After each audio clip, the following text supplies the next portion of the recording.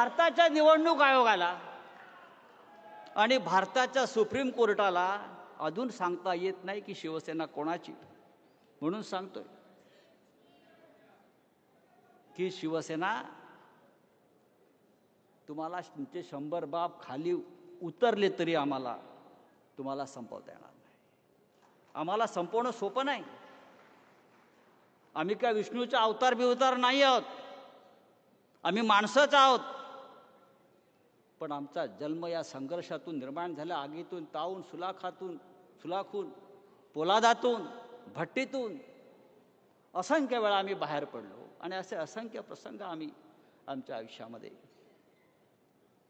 ही लढाई मुंबईची आहे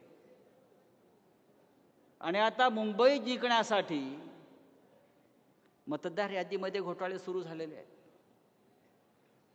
पण आपण सगळे त्या विरुद्ध एकत्र आलो. ही मुंबईची लढाई मराठी माणसाची लढाई आहे, मराठी अस्मितेची लढाई आहे. बाळासाहेब ठाकरे नेहमी सांगायचे